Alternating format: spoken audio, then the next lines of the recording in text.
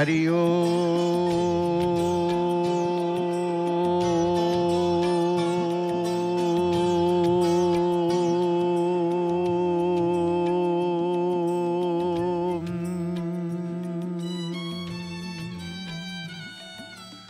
शांताकारं भुजगशयनं पद्मनाभं सुरेशं विश्वाधारं गगनसदृशं मेघवर्णं शुभांगं लक्ष्मीकान्तं कमलनयनं योगिर्भिर्ध्यानगम्यं वन्दे विष्णुं भवभयहरं सर्वलोकैकनाथं।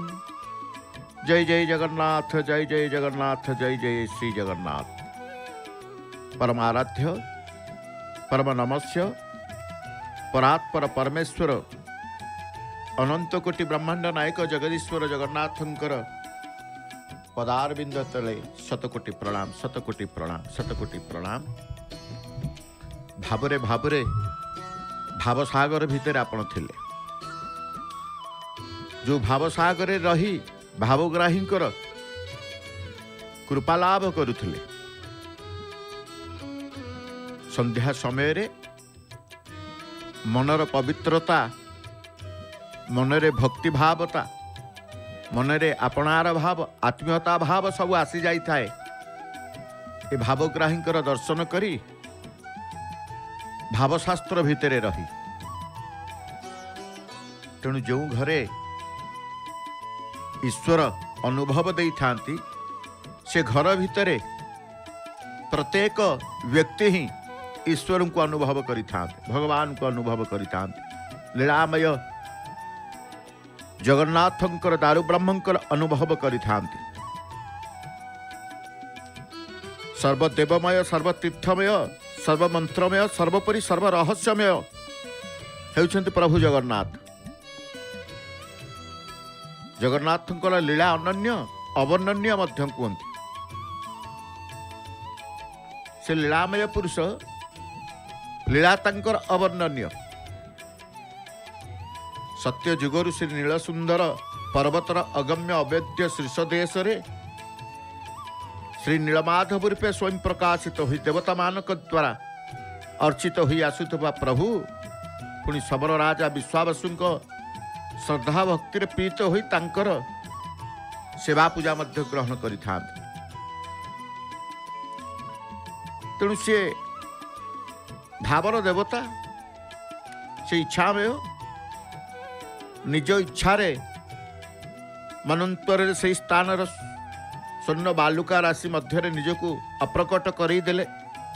सर्वसुलभ हो लीला विकास करने द्वितीय मनु को प्रारंभ में दारु ब्रह्म रूपे आविर्भूत हो महाराज इंद्रदम्न को कृतार्थ करिसंति।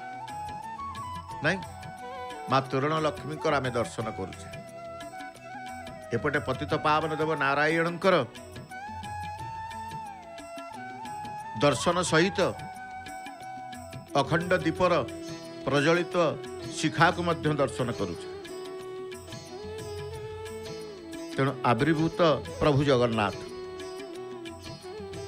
स्कंद पुराण वर्णना अनुसार स्वयं प्रतिमा प्रतिष्ठित नीलकंदर मंदिर रे विराजित थाए राजा इंद्रदम्न को द्वादश यात्रा विधान पूर्वक पालन करने निर्देश देते।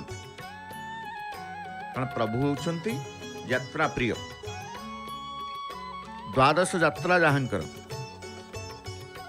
तेणु प्रभु दारु ब्रह्म ब्रह्मानंद सहित तांको लीला विग्रह अर्थात चलती प्रतिमा मान द्वारा प्रेमानंद वर्षण कर भक्त मान को द्रवीभूत कर दियंती। आनंद ब्रह्मरु जात सर्वदा आनंद अन्वेषण करुथबा ये मानव जातिर कल्याण पाई वर्ष तमाम आध्यात्मिक आनंद प्रदान प्रयास रे प्रभु मानवाधीन पूर्वक मान्य लीला प्रवृत्त होइछन्ति। अरुण स्तंभ रे भक्त माने दर्शन करिवार आरंभ करी अरुण स्तंभर स्पर्श करी एपटे पतित पावन देवंकर अखंड दीप शिखारु मध्य दीपर शिखा को निज मस्तक रे धारण करुचंती, निज शरीर रे प्रलेप दउचंती। अरुण देवंकर संध्या कालीन दर्शन आमे करुचे। जो अरुण स्तंभर दर्शन सदा सर्वदा ये सिंहद्वार मुहरे आम प्राप्त हो था। भक्त जिते आसी था दर्शन तो करेंगे प्रभु को, नारायण दर्शन करेंगे, सत्यनारायण दर्शन करेंगे, सूर्यनारायण दर्शन करेंगे, लक्ष्मी नारायण दर्शन करेंगे, नृसिंह नारायण दर्शन करेंगे। तेणु नारायण दर्शन पूर्व आम स्तंभ दर्शन स्तंभ स्पर्शर आनंद नहीं था। जो मंडप देखुं स्नान मंडप, कारण प्रभुंकर 12 मासरे 13 जात द्वादश यात्रा कथा जो कहते स्वयं ब्रह्मदेव देव गंधर्व माने करपत्र जोड़ी ये महोत्सव को संदर्शन करके आनंद रे अभिभूत हो पड़ते। प्रभुंकर द्वादश यात्रा प्रथम यात्रा से मंडप हुए, जो मंडप को आम दर्शन करुले स्नान मंडप। स्नान यात्रा प्रभुंकर आद्य, ये प्रभुंकर आनंद बजार। आनंद बजार संध्या कालीन संदर्शन रे आमे अनुभव करुचे सायंकालीन श्रीक्षेत्र बा श्रीमंदिर परिवेश। प्रभुंकर द्वादश यात्रा आद्य यात्रा, प्रथम यात्रा स्नान यात्रा, स्नान यात्रा रथ यात्रा, शयन उत्सव, दक्षिणायन, पार्श्व परिवर्तन, उत्थापन, प्रावरण षष्ठी, पुष्याभिषेक, उत्तरायण, दोल यात्रा, दमनक चतुर्दशी एवं अक्षय तृतीया, एभली 12 यात्रा प्रभुंकर। शोइबा पाई गोटे यात्रा, प्रभु शोइबे गोटे यात्रा, कड़ लौटेबे पार्श्व परिवर्तन सी भी गोटे यात्रा, निद्रा भंग हम प्रभुंकर गोटे यात्रा। तेणु एभली भाव में महाप्रभुंकर द्वादश यात्रा एथिपाई करिथांती ना सबु यात्रा सबु उत्सव सबु महोत्सव भक्त मान नीलचक्र दर्शन जितेबाला आखि आगे पड़ी थाए बा ये नेत्र नीलचक्र उपरे पड़ी थाए, नेत्र केवल चिंता करे खोजु थाए परात्पर परमेश्वर प्रभु को। तेणु प्रभुंकर द्वादश यात्रा प्रथम यात्रा स्नान यात्रा, ज्येष्ठ मास आसीगले सी हूँ श्रेष्ठ मास। ज्येष्ठर पूर्णमी ज्येष्ठ पूर्णमी चतुर्था मूर्तिंकर स्नान यात्रा, से जीव मानकर जन्म उत्सवर यात्रा भाव में प्रसिद्धि लाभ कर वर्ष तमाम बंद हो गोटे कूଅ रही था, जो कूअरे वर्ष सारा व्यवहार न थाए, केवल स्नान यात्रा आसीगले से कूଅ शीतलांक मंदिर सम्मुखରେ ଥିବା सुना कूअरु 108 कुंभ जल आसी चंदन कर्पूर केशर प्रभृति मिश्रित हेला पर स्वतंत्र भाव में से जल अधिवासित हम महाप्रभु गाधेबे स्नान करेंगे। प्रत्यक्ष स्नान महाप्रभुंकर ना स्नान यात्रा। तेणु से जल को अभिमंत्रित करा जाए, से जल को अधिवास करा जाए। 108 कुंभरू चतुर्धा मूर्तिंकर भिन्न भिन्न कुंभर सी गाधे था। जगन्नाथ जी गाधेबे बलभद्र नुह, बलभद्र जी गाधेबे सुभद्रा नुह, सुभद्रा जी गाधेबे सुदर्शन नुह। कारण चतुर्धा मूर्तिंकर से 108 को बांटी दि जाए थाए। ता भितर 35 कुंभरे जगन्नाथ को, 33 कुंभरे बलभद्र को, 22 कुंभरे सुभद्रा को, 18 कुंभरे सुदर्शन को। स्नान पूर्णिमा दिन स्वयं विग्रह मानकर रत्न सिंहासन पहंडी हो स्नान मंडप को जाई स्नान लीला को संदर्शन करने सिंहद्वार समेत स्नान मंडप सम्मुखस्थ दांडे लक्षाधिक भक्तों समागम ही प्रभुंकर प्रत्यक्ष स्नान नीति को दर्शन करते। प्रभु दारुब्रह्म पुरुषोत्तम विचित्र लीला करिथांती। कारण यही दिन भक्तों मान रक्षा करती, सबुदिन तो भक्तों मान रक्षा करती। गणेशंकर परम भक्त गणपति भट्ट जितेबाला आसी था प्रभु को दारुब्रह्म गणेश रूप से दर्शन करने स्नान मंडप गजानन बेश प्रभु दर्शन देते। तेणु सर्वदेवमय भाव को प्रमाणित करिकी प्रतिवर्ष स्नान मंडपरे गजानन वेश धारण करती गणपति भट्टक पाई। तेणु भक्त सिना गणपति भट्ट पाई गजानन वेश हुंती सर्व सम्मुखरे जाति धर्म वर्ण निर्विशेष समस्ते बेशर दर्शन करिवार सौभाग्य अर्जन करिथांती। तेणु सी प्रभुंकर लीला कारण अरूपरू स्वरूप को धारण करती एभली भाव प्रभुंकर अनेक यात्रा रथ यात्रा कहतु दक्षिणायन यात्रा कहतु रथ यात्रा तो गुंडीचा आषाढ़ मास विशेष भाव में जितेबाला रथारूढ़ होता प्रत्येक भक्त प्रभु को रथारूढ़ अवस्था से दर्शन करने को आषाढ़ मास शुक्ल पक्ष द्वितीय तिथि को से अनै थाए प्रभु को वामन रूप में दर्शन कर कहीं रथे तु वामन दृष्टा पुनर्जन्म न विद्यते। तेणु ये स्नान यात्रा गुंडीचा यात्रा महाप्रभुंकर नित्य लीला आउ जेते यात्रा अच्छे महाप्रभुंकर नित्य निजे आसती आज्ञा माल आज्ञा प्रदान करते आदेश प्रदान करते। तेणु नित्य लीला स्नान गुंडीचा यात्रा को महाप्रभुंकर कहुए स्वयं चतुर्धामूर्ति रत्न सिंहासन त्याग कर लीला विहार करती। अन्य यात्रा गुड़िकर विजय प्रतिमा चलती प्रतिमा तांकर आज्ञामाल प्राप्त ही प्रतीक रूपे यात्रा रे संपृक्त थांती। तेणु रथारूढ़ वामन को रथारूढ़ वामन रूपी जगन्नाथ को दर्शन कले ए भवबंधन मुक्ति मिले बोली पुराण प्रसिद्ध जो दृढ़ विश्वास भक्ति भावना रही भक्त मान को आहुरी अनुप्राणित करे प्रेरणा दे था। विश्वर सर्व आकर्षणीय समग्र विश्वर सर्व आकर्षणीय होची प्रभुंकर रथ उपरे दर्शन।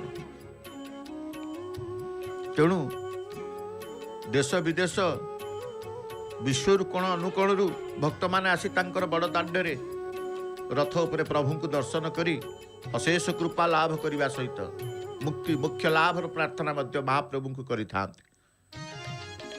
पतित पावन देव नारायण श्रृंगार सहित प्रभु बसिचंती आनंदरे आनंद चित्तरे प्रभु बसिचंती। ये आनंद चित्त तेणु विश्वर सर्व आकर्षणीय जेमती प्रभुंकर रथ यात्रा सेमती विश्ववासी को आकर्षण करती प्रभुंकर आखिरे प्रभुंकर आखि की देखीदेले समस्ते आकर्षित होता। फिर प्रभुंकर नवदिनात्मक यात्रा जहाँ को घोष यात्रा गुंडीचा यात्रा नाम नामित करा जाय थाए। तीनोटी रथ देवदान रे चतुर्धामूर्ति विराजमान करी से तांकर यात्रा करिथांती। तेणु प्रभुंकर शयन उत्सव यात्रा सरीगला परे सबु यात्रा भक्तों को दर्शन दे नानादी प्रकार लीला करी जिते नीलाद्रि विजय करती प्रभुंकर हुए रथ उपरे शयन उत्सव। अनंत लीलार नायक लीलामय पुरुष प्रभु जगन्नाथ प्रत्येक उत्सव लीला अंतर्गत स्नान कले लीला यात्रा कले लीला शयन कले लीला। तेणु आषाढ़ शुक्ल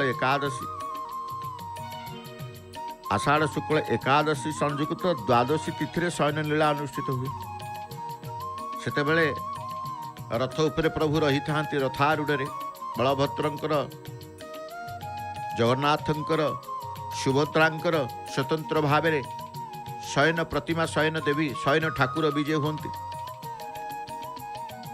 बलभद्रंकर शयन ठाकुर किए जगन्नाथंकर शयन ठाकुर किए सुभद्रांकर शयन ठाकुर किए यदि आपण कहे बलभद्रंकर शयन विग्रह होउछन्ति वासुदेव सुभद्रांकर शयन ठाकुराणी होउछन्ति भुवनेश्वरी जगन्नाथंकर शयन ठाकुर होउछन्ति नारायण। विभिन्न नीतिकांति पालन करी श्री शयन उत्सव मध्य पालन होता है। शोइबे 4 मास शोइबे महाप्रभु ता भितर कर लौटेबे पार्श्व परिवर्तन देव उत्थापन निकटरे जाइछि कार्तिक मासरे एकादशी आपण माने देखिथिले हरि उत्थापन एकादशी उठिले निद्रा त्याग कले महाप्रभु तेणु प्रभुंकर विशेष एठी केवल भोजन करती लीला करती भोजन क्षेत्र तेणु आनंद बजार प्रभु रखिंट प्रभु भल मंद 60 पौटी अन्नादि व्यंजन निजे भोजन करेंगे और भक्त मानक भोजन करके प्रीत्य करेंगे। तेणु श्रीक्षेत्र को दर्शन करने को दर्शनार्थी आसती दर्शन कर आनंद नहीं था महाप्रसाद भोजन में आनंद नहीं था। जो स्नान मंडप कथा कहते से स्नान मंडप को भक्त मैंने एवं भी प्रणाम करुँच जेहेतु प्रभु सेठिकी आसती से चका उपर से मंडप उपर विराजमान करती से स्थान को जितेबले जी देखा दर्शन करने को आसी थाए से प्रणाम करि पिंडी 3 गोटी पिंडी अच्छी कला मुगुनी प्रस्तर स्वतंत्र मापर भिन्न भिन्न माप पिंडिका उपरे प्रभु विराजमान करती। तेणु जो यात्रा कथा कहते प्रभुंकर लीला कथा लीलामयकर लीला कथा कहते सर्व विश्व को जी आकर्षण करि से होउछन्ति प्रभु। तेणु प्रभुंकर आउ गोटे यात्रा होछि दक्षिणायन यात्रा द्वादश यात्रा भितर मध्य अंतर्भुक्त। जेतेबेले देखिए संक्रांति कर्कट संक्रांति दिन ये दक्षिणायन उत्सव पालित हुए। ए दिन देखिए सूर्य नारायण दक्षिण दिग को गति करती सकल शक्तिर आधार आम सूर्य नारायण को कौचे सकल रोगर हारक सूर्य नारायण को कौचे समग्र विश्वर चक्षु सूर्य नारायण को कौचे। तेणु सकल शक्तिर आधार सूर्यदेव सहित आम संस्कृति आम परंपरा जड़ित रही। दिह मान को बैराणी पाट लगी करा जाए शीतलता पर सर्वांगर चंदन प्रलेप दि जाए। यही समय जगन्नाथ दर्शन शुभ फलदायक दक्षिणायन यात्रा जो कहा जाए। तेणु प्रभुंकर दक्षिणायन यात्रा मध्य द्वादश यात्रा भितर अंतर्भुक्त रही था। से प्रभुंकर आमे जेमिति शयन बेले गोटे करू आउ गोटे करू को कर लेउटाई देवा कड़ लेउटाई था मनीष माने महाप्रभुंकर मानवीय लीला ना। शयन गले 4 मास शोइबे 4 मास भितर कड़ लेउटिया को पड़ी थाए जहाँ को आम पार्श्व परिवर्तन कहूचे भाद्रव मासरे आषाढ़ मासरे प्रभु शयन गले। तेणु भाद्रव मास शुक्ल पक्ष एकादशी तिथि पार्श्व परिवर्तन यात्रा मध्य अनुष्ठित हुए जहाँ द्वादश यात्रा भितर अंतर्भुक्त कहुए। पूर्व साहित्य शयन विग्रह मानकर मुख दक्षिण को थाए परिवर्तन ही उत्तर मुख हुअन्ति आध्यात्मिक आनंद प्रदान करी प्रभु मानवीय लीला मान करि थांति। तेणु प्रभुकर पार्श्व परिवर्तन यात्रा को जितेबाला भक्त देखि थाए चिंता करि थाए प्रकृति ये मानवीय लीला करुचंती प्रभु मानवीय लीला करुचंती तार प्रमाण करी महाप्रभु पार्श्व परिवर्तन यात्रा करि थांति मध्य। तापर आसी जाए उत्थापन हरि उत्थापन यही देव उत्थापन यात्रा बोली आम जहाँ कहे कार्तिक मास शुक्ल पक्ष एकादशी बड़ एकादशी शयन बेले प्रभु 4 मास शयन जाइथिबे। तेणु शयन घर शयन पेढ़ी शयन गृह चतुर्मासिया व्रत पर जाग्रत हुअन्ति जेतेबेले प्रभु शोई थांती 4 मास एक व्रत पालन करा जाए। साधु सन्थ भक्त विशेष भाव में बाबाजी वैष्णव समस्त ये चतुर्मासिया व्रत को पालन करी चतुर्वर्ग पुण्य फल प्राप्त होता। तेणु 4 मासर व्रत गोटे थाए से व्रत हूँ चतुर्मासिया व्रत जहाँ समस्ते पालन करि कहीं ना जो ऋतुभित्तिक ये यात्रा मान श्रमकातर मनीष मान को पुणी कर्मचंचल होइठिबा को प्रेरणा जोगई थाए। तेणु से भली प्रभुंकर विचित्र लीला भितर आमे देखुचे दक्षिण द्वार हनुमानंकर विराट स्वरूप हनुमानंकर हनुमान सूक्ष्म रूप धारण करिवे विराट रूप धारण करिवे से सर्वत्र गमन करिवे। हनुमान को जीवा पाई कहार अनुमति दरकार है न थाए। तेणु ये होउचंती दक्षिण श्रीमंदिर दक्षिण द्वार हनुमान दक्षिण द्वार हनुमान बड़े हनुमान कह जाए। संध्या आलती तांकर मध्य संपादित करुचंती तांकर पूजक महाभाग किभली भाव आपात मस्तक विराट से रूप को हनुमानकर वस्त्र देखंतु फूलमाଳ देखंतु तुलसीर माळ देखंतु हनुमान मध्य बेश होई थांती कारण ये बेश जेतेबेले देखिबे हनुमानकर पाद देशरु मस्तक देश जा विराट मुकुट तांकर मस्तक रे धारण करिसेंती तेणु कहा जाए सूक्ष्म रूप धरी सिंह दिखावा विकट रूप धरी लंका चरावा से सूक्ष्म अच्छी विराट रूप धारण करने सामर्थ्य प्रभु देइछन लंका को जेतेबेले जाइतिले हनुमान लंका कांड स्वतंत्र भाव में लंकार से जहाँ जहाँ कले लंका कांड बोली कहा जाए हनुमानकर बा हनुमान को प्रसन्न करने को हेले हनुमानकर 40 जमी पठन करा जाए से बेले हनुमानकर सुंदर कांड स्वतंत्र भाव में हनुमान प्रसन्न होता राम कथा कहले हनुमान प्रसन्न हुए श्री राम को भजन कले राम भजन जो मान करते हनुमानकर कृपा से मान को मिली थाए कारण हनुमान प्रसन्न होती प्रभु श्री राम को नाम शुणी जोटी राम कथा चले जोटी राम शब्द आसे हनुमान से प्रीत प्रसन्न होता कृपा करि तेणु हनुमान को मंदिर को गले जे कई भक्त हनुमान को उपासक से तुंडरे तांकर प्रभु श्री राम नाम को से उच्चारण कर सदा जाग्रत हुए राम नाम शुणिले जाग्रत ही जाते हनुमान हनुमान जाग्रत हे केवल प्रभु को नाम शुणी जेते तपस्यारत रही था हनुमान जेते ध्यानस्थ रही था कारण सबुबले से तांकर प्रभु को छड़ा किसी जानी नथिले हनुमान को टिके मुहूर्त समय मिले से भजन राम भजन रे लिप्त रहुतले निमग्न रहुतले सदा ध्यानस्थ हो जाउतले प्रभुंकर तांकर तेणु राम नाम शुणिबा पई प्रभु हनुमान तांकर व्याकुलता रही है एणु जी हनुमान के सम्मुख में श्री राम को नाम उच्चारण करे सदा जाग्रत ही प्रत्यक्षता दर्शन दे था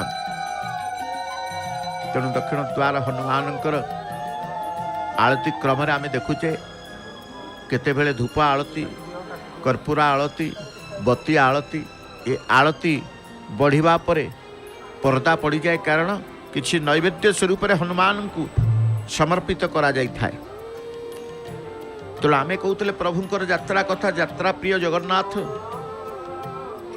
शयन ठू आरंभ करी पार्श्व परिवर्तन दक्षिणायन ठू आरंभ करी शयन एवं स्नान गुंडीचा यात्रा पर्यंत द्वादश यात्रा कथा कहते से भली प्रभुंकर गोटे हूँ यात्रा प्रावरण षष्ठी यार अन्य नाम हूँ ओढ़ण षष्ठी कहीं ओढ़ण षष्ठी कौन प्रावरण षष्ठी कौन ना शीत आसीगले प्रभु कौन करती शीत सहित लड़ती एवं शीत सहित लड़िकी प्रभु शीतटू पराजय स्वीकार करती प्रभु पुणी पराजय को स्वीकार करती ये वार्ता दियंती मनुष्य पर लीला जिते बड़े करुचंती उत्थान पतन को स्वीकार करने को पड़ो आज पतन होती स्वीकार करवा आज उत्थान होती स्वीकार करेंगे प्रावरण षष्ठी ओढ़ण षष्ठी जहाँ मार्गशीर मास शुक्ल पक्ष षष्ठी तिथि भाव भक्ति रे श्रीमंदिर रे प्रभुंकर प्रावरण उत्सव पालन करे मनुष्य विष्णुलोक प्राप्त होता है ओढ़ण षष्ठी प्रभु को शीत हम शीत वस्त्र प्रभुंकर आसब कारण यही उत्सव में प्रत्यक्ष भाव में रत्न सिंहासन रे सप्तता विग्रह को अधिवासित वस्त्र द्वारा स्वतंत्र मंत्र द्वारा सीतांकर ये प्रावरण षष्ठी ओढ़ण षष्ठी को पालन करा जाए समग्र जगत को जे निजर तेज द्वारा आच्छादित करिसंती तांको पुणी वस्त्र द्वारा आच्छादित करा जाई तांको शीत प्रकोप रक्षा करने पाई कि प्रयास करा जाउछि ये लीला होउछि भगवान कारण शीत स्वीकार कले प्रभु आपण जदि मते स्वीकार न करिवे मते आउ के स्वीकार करिवेनी तेणु ये कहा जाए शीत सहित प्रभुंकर चुक्तिबद्ध होइछि कौन शीत क्या हम क्या नहब मध्य शीत प्रभु को कही तेणु ये ऋतुकालीन यात्रा तेणु जिते आसी जाए प्रावण षष्ठी महाप्रभुंकर रहस्यमय ठाकुरंकर शीत वस्त्र सी पिंधे ତେଣୁ ରହସ୍ୟମୟ ପୁରୁଷୋତ୍ତମଙ୍କ ଲୀଳାକୁ କିଏ ବା ସୀମିତ ଚିନ୍ତା ଚେତନାରେ ଭେଦ କରିପାରିବ? ଶୀତ ହେଲେ ଶୀତ ବସ୍ତ୍ର, ଗରମ ହେଲେ ଗରମ ବସ୍ତ୍ର। ତେଣୁ ଏଭଳି ଭାବରେ ପ୍ରଭୁଙ୍କର ଯାତ୍ରା ସବୁ କରିଥାନ୍ତି, ଯେଉଁ ଯାତ୍ରାରେ ଭକ୍ତ ମନରେ ହୃଦୟରେ ସ୍ୱତଃ ପ୍ରଭୁଙ୍କ ପ୍ରତି ବିଶ୍ୱାସ ବୃଦ୍ଧି ହୋଇଥାଏ। ସେଭଳି ପ୍ରଭୁଙ୍କର ପୁଷ୍ୟାଦିଶ ପୌଷ ପୁଷ ମାସ ଆସିବ, ଯେଉଁ କୁହାଯାଏ ପୁଷ୍ୟାନୋତ୍ସବ ପାଳନ କରାଯାଏ। ସ୍କନ୍ଦ ପୁରାଣ ବର୍ଣ୍ଣନା ଅନୁସାରେ ଚତୁର୍ଦ୍ଦଶୀ ରାତିରେ 81 ସଂଖ୍ୟକ କୁମ୍ଭ ଅଧିବାସ ପୂର୍ବକ 21 ଗବ୍ୟ ଘୃତପୂର୍ଣ୍ଣ ଯେଉଁ କୁହାଯାଏ ସ୍ୱର୍ଣ୍ଣ କୁମ୍ଭ ସର୍ବତ୍ର ଭଦ୍ରମଣ୍ଡଳ ମଧ୍ୟରେ ସ୍ଥାପନ ପୂର୍ବକ ଚତୁର୍ଦ୍ଧା ମୂର୍ତ୍ତି ରତ୍ନ ସିଂହାସନ ଥାଇ ସ୍ୱତନ୍ତ୍ର ମନ୍ତ୍ର ଦ୍ୱାରା ହିଁ ରାଜ ରାଜେଶ୍ୱର ପ୍ରଭୁ ସୁବର୍ଣ୍ଣ ବେଶରେ ରାଘବେନ୍ଦ୍ର ସରକାର ରୂପେ ଦର୍ଶନ ଦିଅନ୍ତି। ମାତା ସୀତା, ଭ୍ରାତା ଲକ୍ଷ୍ମଣ, ଭକ୍ତ ହନୁମାନ ମଧ୍ୟ ସିଂହାସନର ଶୋଭାବର୍ଦ୍ଧନ କରିଥାନ୍ତି। ଆଳତି ଚାଲିଛି ହନୁମାନ, ଯେଉଁ ହନୁମାନଙ୍କର କଥା କହୁଥାଏ ଭକ୍ତ ହନୁମାନ। ସେ ଭକ୍ତ ହନୁମାନ ପ୍ରଭୁଙ୍କ ପାଖରେ ରହନ୍ତି। ସେ ଭକ୍ତ ହନୁମାନଙ୍କର କର୍ପୂର ଆଳତି ବଢ଼ାଉଛନ୍ତି। ତାଙ୍କର ଘଣ୍ଟ ଘଣ୍ଟି ଶବ୍ଦରେ ପ୍ରକମ୍ପିତ ସେହି ପ୍ରଭୁଙ୍କର ହନୁମାନଙ୍କର ପରିବେଶ, ପାରିପାର୍ଶ୍ୱିକ ଅବସ୍ଥା ସମସ୍ତ ଭକ୍ତମାନେ ଠିଆ ହେଇଥାନ୍ତି। ଯେତେବେଳେ ହନୁମାନ ତାଙ୍କର ଆଳତି, ପୁଣି ଆଜି ହେଉଛି ଶନିବାର, ଶନିବାରରେ ହନୁମାନଙ୍କର ଦର୍ଶନ। ହନୁମାନ ହେଉଛନ୍ତି ଏକାଦଶ ରୁଦ୍ର।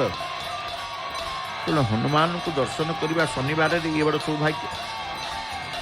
ପ୍ରତି ବାରରେ ଦର୍ଶନ କରାଯାଏ। ଯେତେବେଳେ ମଙ୍ଗଳବାର କି ଶନିବାର ଆସେ, ବିଶେଷ ଭାବରେ ହନୁମାନଙ୍କ ପ୍ରତି ସେ ଶ୍ରଦ୍ଧା ରହିଥାଏ। ବାର ଅନୁଯାୟୀ ଆମେ ଦେବତାଙ୍କୁ ଦର୍ଶନ କରୁ। ଶନିବାର ଆଜି ଯେହେତୁ କିଏ ଦକ୍ଷିଣ କାଳୀକି ଦର୍ଶନ କରନ୍ତି, କିଏ ଶ୍ୟାମା କାଳୀକି ଦର୍ଶନ କରନ୍ତି, କିଏ ହନୁମାନଙ୍କୁ ଦର୍ଶନ କରନ୍ତି, କିଏ ପୁଣି ଜଗନ୍ନାଥଙ୍କୁ ଆସି ଦର୍ଶନ କରନ୍ତି, କିଏ ନବଗ୍ରହଙ୍କୁ ଦର୍ଶନ କରନ୍ତି, କିଏ ଶନି ଦେବତାଙ୍କୁ ଦର୍ଶନ କରନ୍ତି। ତେଣୁ ଆମର ଯେମିତି ଗ୍ରହ ଚଳନର ପ୍ରତିକାର ସ୍ୱରୂପ ଆମେ ଦେବ ଦର୍ଶନ କରିଥାଉ, ସେମିତି ପ୍ରଭୁଙ୍କର ଗ୍ରହ ଚଳନ ତିଥିକୁ ନେଇ ପ୍ରଭୁଙ୍କର ସ୍ୱତନ୍ତ୍ର ବନ୍ଦାପନା ମଧ୍ୟ, ନକ୍ଷତ୍ର ବନ୍ଦାପନା ଯେଉଁ କଥା ପ୍ରଭୁଙ୍କର ଅଛି। ତେଣୁ ବାରକୁ ମଧ୍ୟ ପ୍ରଭୁ ସ୍ୱୀକାର କରୁଛନ୍ତି। ରବିବାରଠୁ ସୋମବାର, ମଙ୍ଗଳବାର, ବୁଧବାର, ଗୁରୁବାର, ଶୁକ୍ରବାର, ଶନିବାର ପ୍ରଭୁ ମଧ୍ୟ ବାରକୁ ସ୍ୱୀକାର କରନ୍ତି। ପ୍ରଭୁ ଋତୁକୁ ସ୍ୱୀକାର କରନ୍ତି, ପ୍ରଭୁ ପକ୍ଷକୁ ସ୍ୱୀକାର କରନ୍ତି, ପ୍ରଭୁ ମାସକୁ ସ୍ୱୀକାର କରନ୍ତି। ଶନିବାର ଆସିଲେ ପ୍ରଭୁଙ୍କର କଳା ଲୁଗା ପିନ୍ଧିବେ। ତେଣୁ ନବଗ୍ରହ ଯେତେବେଳେ ଆମେ କହୁଛେ, ନବଗ୍ରହ ହେଉଛନ୍ତି ପ୍ରଭୁଙ୍କର ନବଶକ୍ତି। ନବଗ୍ରହ ପ୍ରଭୁଙ୍କର ନବଶକ୍ତି। ନବଶକ୍ତି ହେଲେ ମଧ୍ୟ ପ୍ରଭୁଙ୍କର ପ୍ରତିକାର ସ୍ୱରୂପ ତାଙ୍କର ଜନ୍ମ ନକ୍ଷତ୍ର ପଡ଼ିଲେ ନକ୍ଷତ୍ର ବନ୍ଦାପନା ଶ୍ରୀମନ୍ଦିରରେ ଏ ତାଙ୍କର ପାଳନ କରାଯାଏ। ସ୍ୱତନ୍ତ୍ର ଭାବରେ ଜ୍ୟୋତିଷ ସେବକ ତାଙ୍କର ଜନ୍ମ ନକ୍ଷତ୍ର ସ୍ଥିତି କ'ଣ ରହିଛି ସେ କହିବେ। ପ୍ରତିଦିନ ପ୍ରଭୁଙ୍କୁ ପଢ଼ିବାରେ ସେ ରହିଥାନ୍ତି, ସେ ସେବା କରିଥାନ୍ତି। ଏପଟେ କର୍ପୂର ଆଳତି ହନୁମାନଙ୍କ ପାଖରେ ଯେତେବେଳେ ବଢ଼ନ୍ତି, ପୁଣି ବାହ୍ୟ ପ୍ରଦେଶକୁ ମଧ୍ୟ ସେ ସମସ୍ତ ଆଳତିକୁ ପ୍ରଦର୍ଶନ କରିଥାନ୍ତି ପୂଜକ ମହାପ୍ରଭୁ। ବାମ ହସ୍ତେ ଘଣ୍ଟି ବାଜୁଛି, ଦକ୍ଷିଣ ହସ୍ତରେ କର୍ପୂର ଦାନି ଧରି ଆପାଦ ମସ୍ତକ ହନୁମାନଙ୍କର ସର୍ବାଙ୍ଗ ଶରୀରକୁ କର୍ପୂର ଆଳତି ବଢ଼େଇବା ପରେ ପୁନଶ୍ଚ ସେ ଆଳତିକୁ ମଧ୍ୟ ରଖିଦିଅନ୍ତି। ଯେଉଁ ଭକ୍ତମାନେ ସମ୍ମୁଖ ଭାଗରେ ରହି ଆଳତି ଦର୍ଶନ କରନ୍ତି, ସେ ଆଳତିରୁ ମଧ୍ୟ ନେଇ ତାଙ୍କର ମସ୍ତକ ତାଙ୍କ ଶରୀରରେ ଲେପ ଦେଇଥାନ୍ତି। ବିଶ୍ୱାସ କରାଯାଏ, କାରଣ ହନୁମାନଙ୍କ ନାଶ ରୋଗ ହରି ସବୁ ପୀଡ଼ା, ଜପତ ନିରନ୍ତର ହନୁମତ ବୀରା। ନାଶ ରୋଗ, ସବୁ ରୋଗ ନାଶ ଯିବ ହନୁମାନଙ୍କ ଦର୍ଶନରେ। ତେଣୁ ସେ ହିଁ ସେଇ ହନୁମାନ, ସେ ହିଁ ଏକାଦଶ ରୁଦ୍ର। ଆମେ ଯେଉଁ କହୁଛେ ସର୍ବରୋଗ ହାରକ, ଅକାଳ ମୃତ୍ୟୁ ନିବାରକ ହେଉଛନ୍ତି ଶଙ୍କର ଭଗବାନ ଶିବ ଠାକୁର। ହନୁମାନଙ୍କର ଦର୍ଶନରେ ମଧ୍ୟ ଅକାଳ ମୃତ୍ୟୁ ନିବାରକ ସିଏ ବି ମଧ୍ୟ ଆମେ ବଞ୍ଚିଯିବା। ତେଣୁ ହନୁମାନଙ୍କର ପ୍ରତ୍ୟକ୍ଷ ଅନୁଭବ ସହଜରେ ହେଇଥାଏ, କାରଣ ସେ ଚିରଞ୍ଜୀବୀ। ସେ ଚାରି ଯୁଗରେ ରହିଛନ୍ତି, ଚାରି ଯୁଗରେ ତାଙ୍କର ଲୀଳା କରିଛନ୍ତି। ହନୁମାନଙ୍କ ପ୍ରତ୍ୟକ୍ଷ ଅନୁଭବ ଆମେ ପ୍ରାପ୍ତ ହେଇଥାଉ। ତେଣୁ ପ୍ରତ୍ୟକ୍ଷ ଅନୁଭବ ପ୍ରାପ୍ତ ହେବା ଯେତେବେଳେ ବି ଯିଏ ହନୁମାନଙ୍କୁ ଦର୍ଶନ କରେ ସେ ପ୍ରାପ୍ତ ହେଇଥାଏ। ତେଣୁ ପ୍ରଭୁଙ୍କୁ ପ୍ରୀତ୍ୟାର୍ଥେ ଆମେ ଯେତେ ଭଜନ କରୁଛେ, କୀର୍ତ୍ତନ କରୁଛେ, ଶ୍ଲୋକ କରୁଛେ, ସ୍ତୁତି କରୁଛେ, ମନ୍ତ୍ର କରୁଛେ, सबु स्तुति मंत्र भजन कीर्तन हनुमान को जଣା कारण तांको मनरे सेवार भाव थाए अकुंठ सेवा भाव सेवा जिते बेले आसे से कुंठाबोध करती ना अकुंठ चित्तर सी सेवार भाव तांको पाखरे संयमता रही कर्म तत्परता तांको पाखरे हनुमान के पाखरे अच्छी प्रभु श्रीराम जिते बेले आज्ञा दियंती कौन काम को सी पछघुंचा देना कौन कार्य को सी न करी पारि ना एमती माने ना जेड़े असाध्य कार्य देले प्रभु श्रीराम विश्वास अच्छी जेड़े बड़ कष्टसाध्य कार्य हनुमान ताहा संपन्न करिवे ए विश्वास प्रभु ऊपर रही तेणु प्रभु सदाबले सब मुहूर्त जिते बड़ जो मुहूर्त रात्र ना दिन ना अर्धरात्र ना सब बेले हनुमान को दायित्व देते आज्ञा प्रदान कर हनुमान ताहा अविलंबे से तांकर समापन संपादन कर प्रभु आज्ञा कर्पूर आळती पर बत्ती आळती ये आळतीर क्रम आम जो कौचे आळतीर क्रम ये आळतीर क्रम बत्ती आळती हनुमानंकर केतेबेले नासाग्रे केतेबेले हृदय मध्यरे पुणी केतेबेले सर्वांग शरीर जो कहुए समस्त आळतीर क्रम मुखार बिंदरे केते थर पदार बिंदरे केते थर उदर मध्यरे केते थर ये सब तांकर जो कर्मकांडर आळतीर क्रम जो रही था एपटे पतित पावन देवंकर पूजा पंडा सामंत पूजा पंडा सेवक आगमन पूर्वक संध्या समय जहाँ किसी भक्त मान प्रदत्त फूल माଳ तुलसीर माଳ पतित पावन देवं को लगी करेंगे पतित पावन देवं को से अर्पण करदे कहीं ना संध्या आळती संपन्न हेब संध्या आळती पूर्व किछि फूल तुलसी माळ भक्त मान दे था तेणु या भगवानंकर उद्देश्य पद्म माळटी विराट बड़ पद्म फूलर माळ शोभामंडन करुचंती प्रभुंकर जेतेबेले अधर उदर सहित संस्पर्श आसी से माळटी की महाप्रभु आग सामंत कौन कले माप सम मापर से माळटी की लगेबे आग दुई हाथ फूल टिकी पद्म हार टिकी धरी कौटी समभाव रहुची से माळटी से स्थान में बांधिदेवे तल उपर हम माळ एमती पिंधे जो पुष्प अलंकार सठिक स्थान में लगे सठिक भाव में लगे ताठू एपट को सेपट हो न था ये हूँ श्रृंगार प्रति बेश करने प्रति जो श्रद्धा ता नुहे पुष्प अलंकार जमी पार सेमती लगेदेवा केवे लगेबे नाक चणाटी नासाग्रे रहिब अधर माळटी अधर को स्पर्श करिब पयर माळटी श्री पयर को स्पर्श करिब एप्रति से ध्यान थाए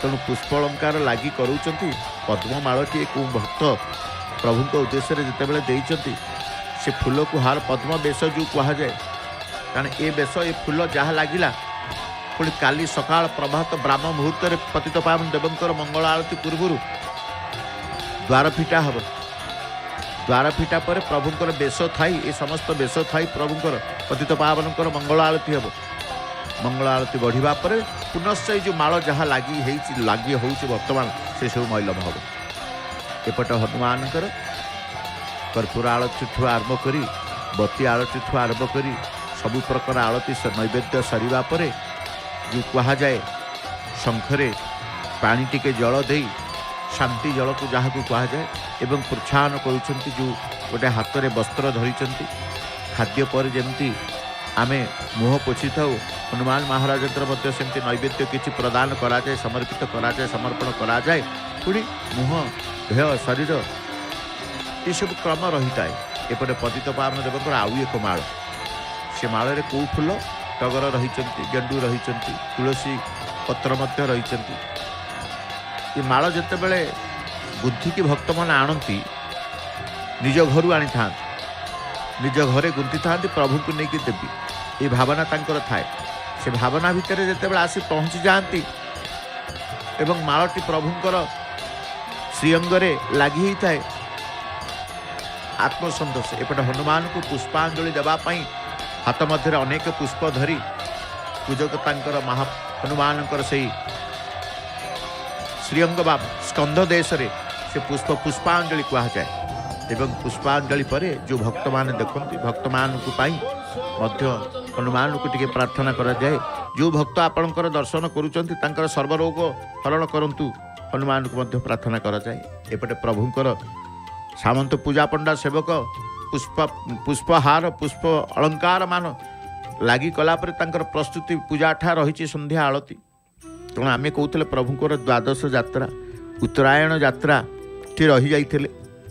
पुष्याभिषेक जानी उत्तरायण सूर्य जितेबाला उत्तराभिमुख ही मकर राशि को गमन करती। मकर संक्रांति दिन प्रभु दारु ब्रह्मकर उत्तरायण उत्सव ये मध्य श्रीमंदिर पालन करा जाए।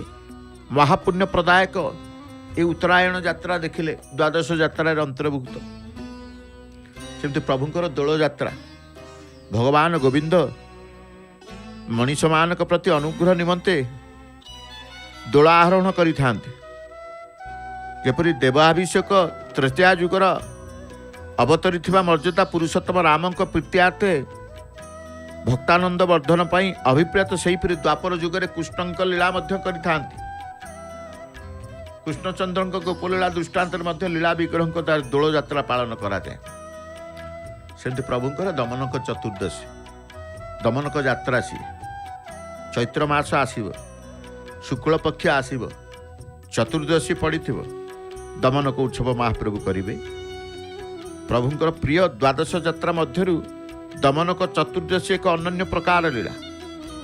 कौन ये दमनक यात्रा दमनक चतुर्दशी कौन? अनेक चतुर्दशी रही। दमनक चतुर्दशी कौन? यही दिन दारु ब्रह्मंकर दयना पत्र लगी हुए। दमनक तृणर उत्पत्ति संबंध में शास्त्र वर्णित रही। पत्र को प्रभु जाते चोरी करने जी गोटे यात्रा दयना चोरी बोली कहुए। अद्भुत अभूत लीला अपूर्व लीला तांकर महाप्रभुंकर।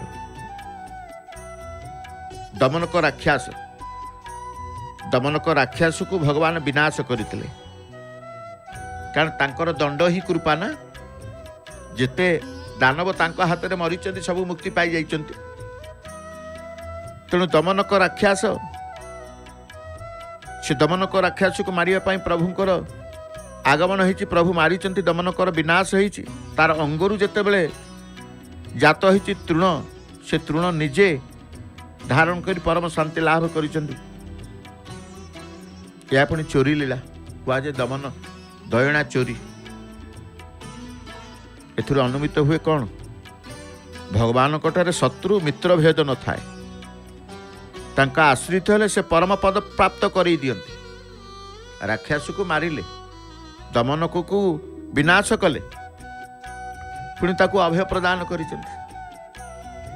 तेणु दमनक चतुर्दशी बेस आनंददायक पुण्यप्रदायक श्रीमंदिर मध्य पालन करा जाए। सेमती प्रभुंकर कौन? चंदन स्नान रे आरंभ चंदन रे शेष। चंदन अक्षय तृतीया जहाँ को आम कहचे। वैशाख मास शुक्ल पक्ष तृतीया आसिले जहाँ को आम अक्षय तृतीया कहीचे। यही तिथि आरंभ हुए ज्येष्ठ शुक्ल पक्ष चतुर्दशी पर्यंत चली थाए। 42 दिन नहीं 21 दिन बाहर 21 दिन भितर। यही भाव में प्रभुंकर चंदन सुदीर्घ यात्रा। ये जिते द्वादश यात्रा भितर सुदीर्घ यात्रा हूँ चंदन यात्रा। बाहर चंदन मेले प्रभु चलती प्रतिमा मान यथा मदन मोहन भूदेवी श्रीदेवी रामकृष्ण पंच पांडव विमान पालिंकी थाटपाट पटुआरे पहुँची जाती नरेंद्र पुष्करणी रे। भद्रा नंदा भद्रा सहित तांकर जलक्रीड़ा पूर्वक सुशीतल चंदन कुंडरे स्नान करी मांडुओ भोग खाई पुणी तांकर प्रत्यावर्तन करी जाती श्रीमंदिर को। विचित्र दारु ब्रह्म करी ये द्वादश यात्रा नहीं जो शेष पुणी से आरंभ। अक्षय तृतीया ठारू ही रथकाट अनुकूल हुए। आपण देखिए एठी यात्रा सरी न थाए परा से कहुए यात्रा बढ़ी था। एठी सरेनि किछि एठी बढ़ी था। स्नान रे आरंभ कले स्नान यात्रा रे आरंभ कले चंदन रे यात्रा शेष किंतु चंदन रे पूरा आरंभ हब। रथकाठ अनुकूल हब।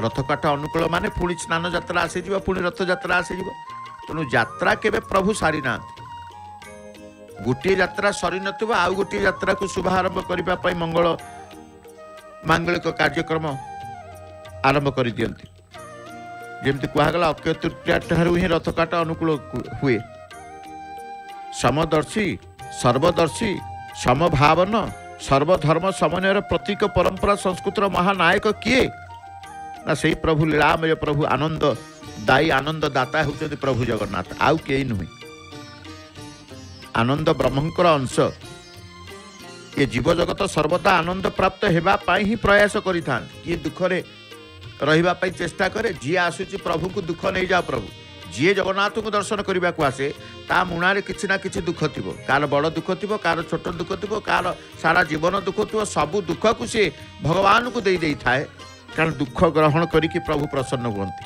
भक्तर दुख को नहीं गले प्रभु भारी प्रसन्न हुअन्ति तेणु दुख नाशन हरिए दुख हारक हरिए कर्पूर गुंड टिके दीपर अग्रभाग रे दिया जाए दीप अग्रभाग रे कर्पूर गुंड टिके दिया जीव ताहा पूजा पंडा सेवक सामंत तांकर देई चलीछि प्रस्तुति चलीछि कर्पूर पंचवती आलती ये सब सरंजाम जहाँ आवश्यक हुए सबु पूजा ठा बोली कह जाए सबू लगी गले तापर तांकर आरंभ करिवे तेणु आमे कहूतले दारु ब्रह्मकर द्वादश यात्रा कथा केते यात्रा को मास को ऋतु कौन करते बोली तेणु आनंद प्राप्त हेबा पई प्रयास करिथांति प्रत्येक जीव जगत प्रभु मध्य आनंद प्रदान करिथांति प्रभु आनंद प्रदान कर से आनंद दाता आनंद कंद सदानंद सचिदानंद असरण शरण से तांकु समस्त की शरण आश्रय दे थांति तेणु से आश्रित हेबा पई